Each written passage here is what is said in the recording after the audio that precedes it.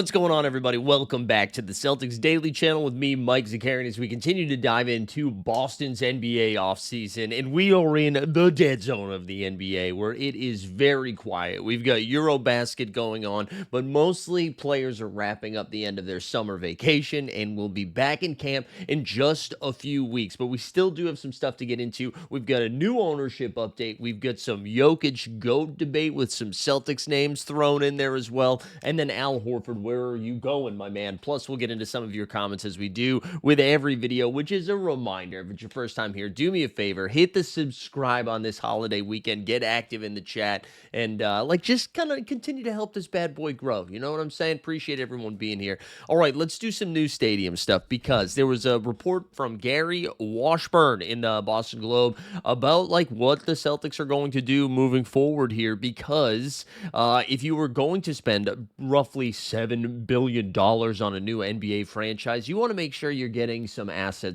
money back, right? This is going to actually be something that appreciates over time, that you make some money on. As much as they are Celtics fans, I'm sure they still don't want to just go broke on it.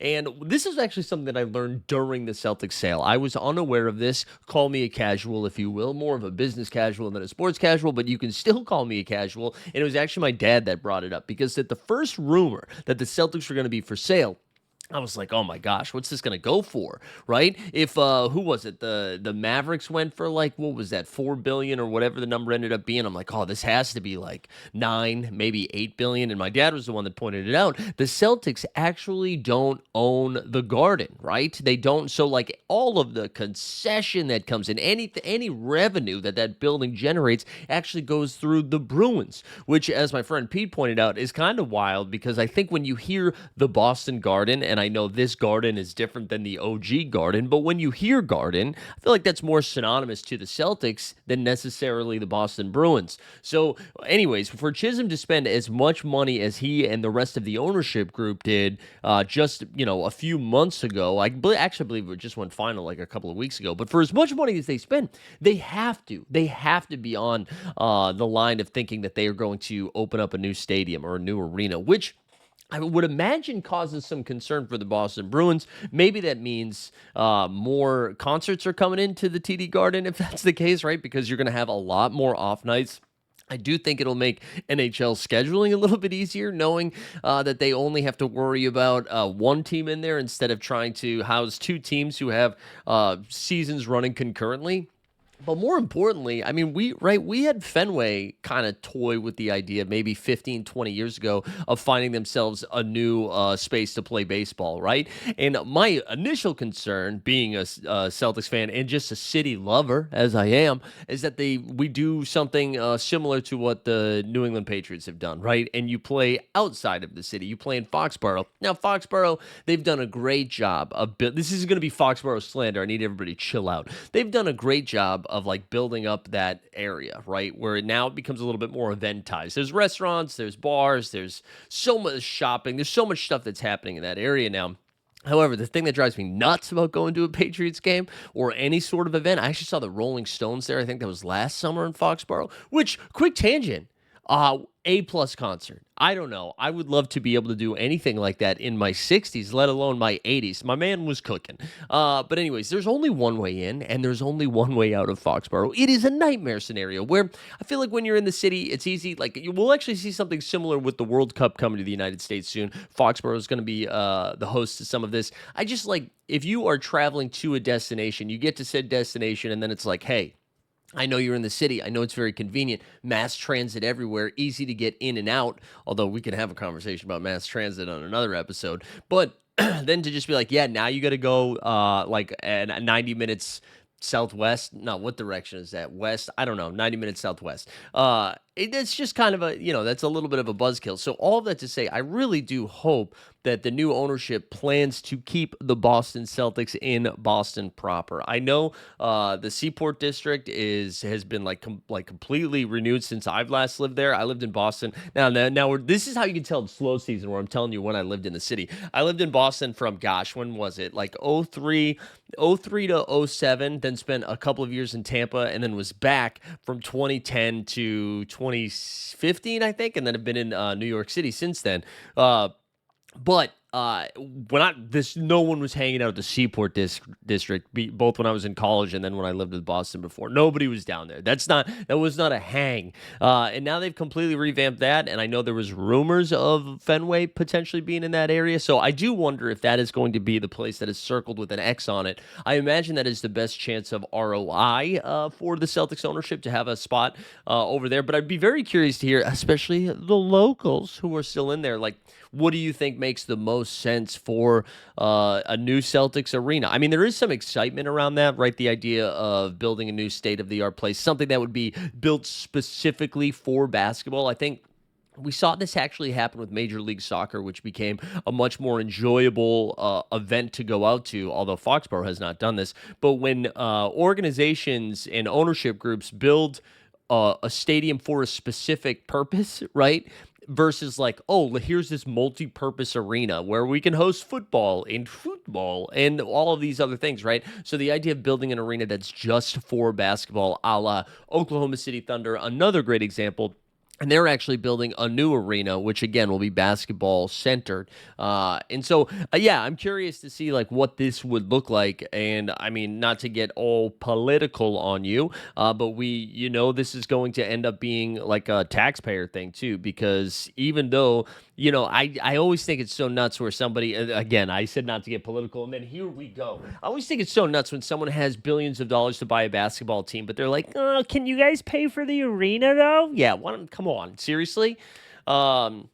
But anyways, I'd be curious to hear where people think this should be located. Are you with me on the sense that it should stay in the city of Boston, or are you open to the idea of the arena making its way to the burbs? I'm trying to think of other areas in Boston. It would be very funny to put an arena in the North End, just because there's no space for it, so that would be hilarious. Although I guess it's kind of already in that area. Regardless, be curious to hear, like, do you guys have other takes of where in the city or outside of the city that the arena should land? Again, I think the Seaport's probably the most likely scenario. And I would also be interested to see, like, what's the turnaround on this? Like, how quickly are they trying to make this happen? Because, again, like, that's, that will have to go through political cycles, which will not be fun to talk about. But that is where we're at right now. Is a great piece in the Boston Globe. So if you haven't checked it out, go check it out. And if it's paywalled, I think, for the Globe. So make sure you know a friend that's got the Globe if you don't have the Globe.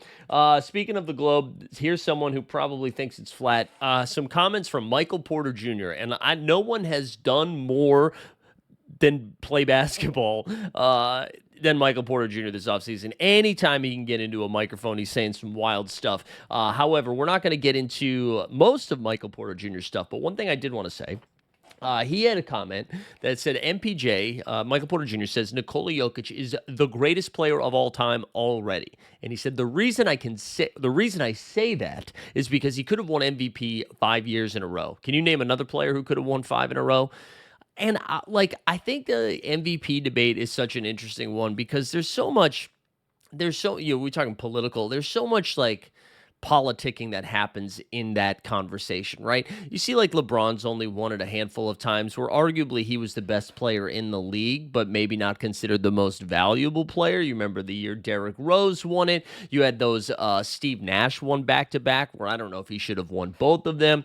And I'm not trying to take anything away from anybody, but like when you look at the history of the MVP, there's other dynamics that go in. So to just say MVP versus GOAT, I don't necessarily think that makes the most sense all the time. But I wanted to point this out because of our guy like Larry Bird. And if you want to say like who shined the brightest during their run, I mean, Larry, I think, when did he win? 3 in a row, finished like top 5 in voting. Let's actually look at I want to see if I can pull this up here in Basketball Reference just so we can go over it because I think like this is an interesting conversation because of like how you divide the GOAT. Like, how do you say you're the GOAT? You know what I'm saying? And like I am a firm believer, as you can see, I'm stumbling over my words because I'm afraid to talk about the GOAT because everybody gets so mad. I'm a firm believer that Jordan is the best player of all time. Maybe that's just a generational thing, but I'm going to be a Jordan guy forever. You can make the argument that LeBron's had the best career of all time, sure, but I would say take Jordan. And I'm not even a LeBron hater. I put LeBron too. I think that's fine. But Here we go. So here's some stuff here. Jokic, right? He's a three-time MVP. 3 of the last 4 years he's been in there. He's finished second twice, right? In the last 5 years, he finished second to Joel Embiid. He finished second to Shai Gilgeous-Alexander. Then he was in the conversation the couple of years that Giannis had won it as well. But when you go back to the '80s, man, and this is why it's like Jokic could absolutely, when his career is said and done, be considered a top 10 player. Probably has to win another title or two, and probably has to do what he's doing for the next 4 or 5 years. But again, like you go back to the '80s, right? Larry Bird, in 83-84, played 38 minutes a game, averaging 24, 10, and 6, shooting almost 50% from the field. Also almost averaged 2 steals a game and a block a game. Then Larry, the next year, this is age 28, plays 80 of 82 games. This time averaged 39 and a half minutes per game. He averaged 28 points, almost 29, 28 points, 10 and a half boards, 6.5 dimes, 1.5 steals, 1.2 blocks, shooting 52% from the field, 42% from three, 88% from the line. That's crazy volume. To shoot 52, 42, 88 splits on that volume is nuts. And then the third consecutive year he won it, he played 82 of 82 games, 38 minutes per game, 26, 10, and 26, 10, and 7, shooting 49% from the field, 42% from three, and 89% from the line. Larry was great. Larry was just insane, man. And I think like the difference in and one of the hardest things it is to evaluate like different eras, which that's why I want to shout out my guy Trayvon Edwards and Seth Curry's podcast, Greatest of the Era, the GOAT podcast. I do think that's probably the right way to evaluate these things, because when you look at the '80s, it was Magic and Bird. There's no question. It was like the end of Kareem, right? Kareem dominated the '70s. He's still obviously participating in the '80s and still like very good in the '80s. But like the '80s, it was the Magic Larry show. And then in the '90s, it's all Jordan. It is all Jordan. That's why like to put Jokic ahead of Jordan right now, I also think is crazy. And again, I'm a huge Jokic fan. I love his game. But you look at Jordan, man. In 90-91, the first year he won MVP, he played 37 minutes per game, averaging 31, 6, and 5. He wins MVP the next year, averaging 36 and 6. And again, he almost averaged 3 steals per game that first year, 2.3 the second year. Then Charles Barkley sneaks in an MVP. Then Jordan goes away for a little bit, right? Hakeem, David Robinson. Then Jordan rips off another MVP in 95-96, averaging 36 and 4, and then one more in the 97-98 season, averaging 28, 5, and 4. Like, it's just nuts. So again, listen, and they're not even teammates anymore. So for him to continue to go down this rabbit hole is pretty nuts. I apologize. There was like a glitch in the matrix where your boy just stopped, and that's because I was looking at my recording thing and it had 0000, and I was nervous. I was talking straight to camera for 12 and a half minutes without recording, but there was just a delay. We're good. We're still good. Enjoy that glitch in the matrix. And then like, listen, LeBron won one 08, 09, and then 2011, 12, 2012, 13. I forgot 29, 2010. So like, and then Giannis won a couple as well. So again, I'm not saying no on the Jokic stuff, but the second I saw that, I thought about Larry Bird, because again, I'm a man of a certain age, so Larry's my guy. And then he won 3 consecutive in a row. We haven't seen anybody do that so Jokic got close, he won 2, Giannis won 2 in a row, Chef Curry won 2 in a row, LeBron 2 in a row. LeBron won 2 in a row twice, won 4 out of 5 years. So that's even more impressive than what Jokic has done so far. We saw Nash win 2 in a row. Did Kobe only get the one? Am I wilding right now? Kobe only got the one MVP. That is kind of crazy, even though I'm not a Kobe guy. I'm just not. And then I mentioned Jordan getting his. We talked about Magic. He won 2 in a row as well, 3 out of 4 years. Larry Bird, 3 in a row, though. Larry Bird, the only dude to get 3 in a row since Wilt Chamberlain, who did it in 65, 66, 66, 67, 67, 68, and then Bill Russell also won 3 in a row. So it's like insane company. So again, I'm not saying you need to win 3 MVPs in a row to be considered the GOAT. I'm just saying I think it's hard to do it era to era. Like, you can say Jokic is the best player right now. I'm fine with that. And you can say, like, maybe the decade. Maybe you put him ahead of LeBron when it's all said and done. I don't know if I do that. But anyways, just want to do a little GOAT combo. Let's get into Big Al. Big Al has, oh, I forgot to change the cryon on the bottom. It says injury shakes up the East. Listen, it's a holiday. Just be grateful the content's coming. Al Horford, just wanted to mention him again because it is now September 1st. We have turned the calendar. Al Horford's still not on a basketball team. The Golden State Warriors have still yet to make a move. And I really do think the longer this is drawn out, I don't know, maybe Al comes to visit some friends and family in the Massachusetts area, sees the leaves turn, catches a Red Sox playoff game in October, fingers crossed. And then he's like, man, how can I leave this place, huh? How can I leave this place? Sure, financially, it makes it very challenging, but I do still have hope that Al maybe comes and hangs out. I mentioned Daniel Tice yesterday about having just some sort of veteran forward presence or veteran big man presence, excuse me, along with Garza and Queta. Al would be kind of fun. I do still think Al's probably like, man, I could probably play 2 more years. Maybe I go sign a 1-and-1, right? Get one year like $8 to $12 million, then get a player option the second year. Then he can get on the phone with Tatum in February, being like, hey man, how's that Achilles healing up? And Tatum's like, I'm good to go next season. And then Al declines his player option, comes back to Boston for 1 more year. One more run, huh?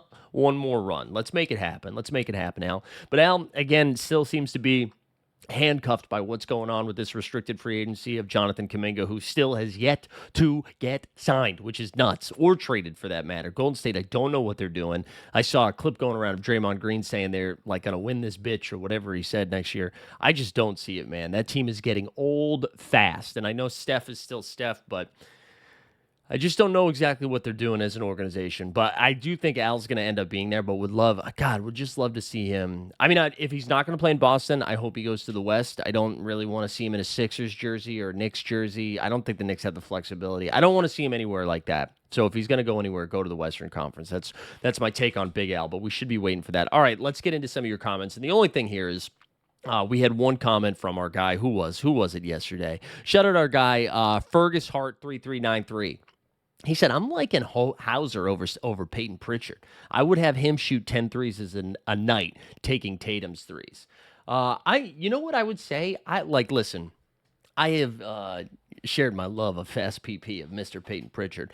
I think Pritchard makes more sense in the starting five, but what I would say is I would be, especially if the Celtics get off to a slower start, if they get off to a great start or even a good start, I don't think this happens, but if they get off to a slower start, I think Joe Mazzulla is going to be doing some weird stuff, and I think he's going to be experimenting a lot. I think, like we mentioned, Queta and Boucher maybe starting at the 4-5. I bet you might see some Queta Garza lineups. You might see some Queta Tillman lineups, some Tillman Boucher. Like, I have a feeling he's going to mix and match a lot of different things just to try to see what they have with some of these young guys, and maybe they're, putting them in a different situation will actually help them excel a little bit more. So to that point, I bet there is a world where Hauser's going to start. I would say Hauser probably starts over 10 to 15 games this year, whether it's Derek White getting a rest, Simons getting a rest, Jaylen Brown getting a rest, or like we were saying, they get off to a slower start and Hauser, they're like, let's test out Sammy. Let's test out Sammy. I also wonder too,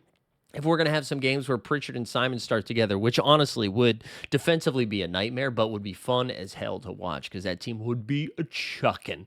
But I appreciate the comments over there, Fergus Hart. Keep them coming. And also, do me a favor. If you made it for the 18 minutes of sweet, sweet Celtics daily content, hit the subscribe, baby. Let's get this thing up to 3K, huh? Let's wild out. Appreciate everybody tuning in. Enjoy the long weekend, and we'll be back tomorrow, hopefully with some, real NBA news.